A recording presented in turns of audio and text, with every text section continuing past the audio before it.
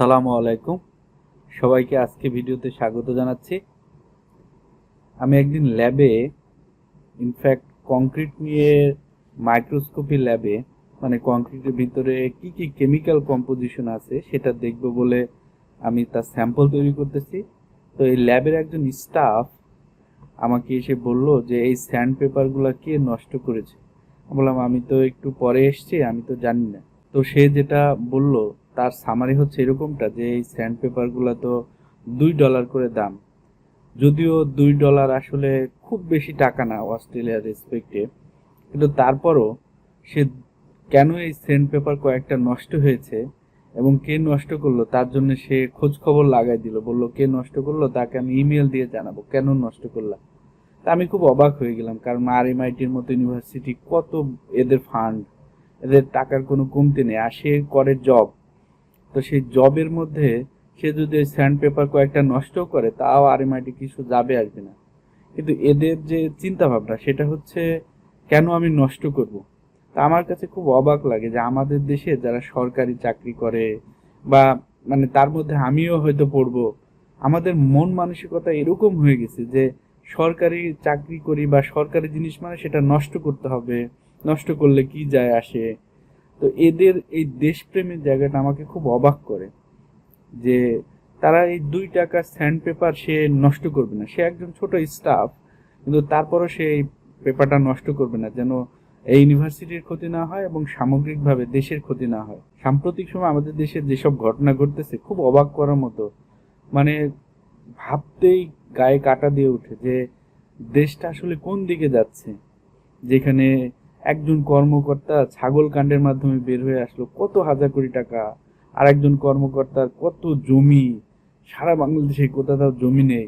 আবার খুবই সেন্সিটিভ একটা ইস্যু, যেটা প্রশ্ন ফাঁস, যেখানে লক্ষ লক্ষ ছেলেরা, মেধাবী ছেলেরা, ইউনিভার্সিটি পড়া ছেলেরা, তারা রাত দিন পরিশ্রম করতেছে যেন একটা সরকারি ভালো চাকরি পায়, কিন্তু সেখানে নাকি প্রশ্ন ফাঁসের মতো ঘটনা ঘটতেছে। তো আসলে দেশপ্রেম কোথায় আছে এদের? আমার মনে হয় কি, সামগ্রিকভাবে এই দুর্নীতি বা দেশের উন্নতির জন্য দুইটা জিনিস করলেই হয়। এক হচ্ছে জবাবদিহিতা বা অ্যাকাউন্টেবিলিটি, এটা নিশ্চিত করা যে আমি যে কাজটা করতেছি আমি আমার সুপিরিয়রের কাছে বা আরেকজন বড় কেউ তার বড় কর্মকর্তার কাছে জবাবদিহিতার জায়গা থাকবে, তাহলে দেখা যাবে এই দুর্নীতি একেবারে নির্মূল করা যাবে। আরেকটা হচ্ছে আইনের শাসন। আমি অস্ট্রেলিয়াতে দেখছি যে মানুষ রাস্তাঘাটে চলাফেরা করতে খুব নিয়মকানুন মেনে চলে। কারণ হলো যদি ধরা পড়ে তাহলে নিশ্চিত ফাইন, কোনো মার্সি নাই। ছোট্ট একটা গল্প দিয়ে শেষ করবো আজকের ভিডিও। আমাদের বাংলাদেশে এক ভাই, সে ট্রেনে ভাড়া দেয়নি, পরে $400 জরিমানা খাইছে। সেই $400 দিয়ে সে 40 দিনের ভাড়া দিতে পারতো। সে হয়তো 2-3 দিন ফাঁকি দিয়ে গেছে, কিন্তু একদিনে $400 কেটে নিছে তার ফাইন, এবং যখন ধরবে তখন কোনো কথা হবে না। সে প্রাইম মিনিস্টার হোক আর নর্মাল মানুষ হোক, সবার জন্য সমান আইন, সবার জন্য সমান। যখন সে ধরা পড়ছে, অপরাধ করছে, তার জরিমানা হবে, কোনো কথা শুনবে না তারা যে আপনি নতুন আসছে, আমি বাংলাদেশি, অমুক সমক, এইসব নো এক্সকিউজ। এরা বলে যে no sorry, no excuse, no sorry. এইসব ঘটনাগুলো নিজেকে খুবই ভাবায়। মাঝে মাঝে মনে করি এত কষ্ট করে PhD করতেছি, বাংলাদেশে ফেরত যাব, গিয়ে দেশকে অনেক কিছু দিতে হবে, দেশের জন্য কিছু করতে হবে, কিন্তু এই যে ঘটনাগুলো নিজের মনকে আলোড়িত করে, এর সমাধান কি? এর সমাধান বা কিভাবেই হবে? কবে সেই জবাবদিহিতার জায়গাটা তৈরি হবে?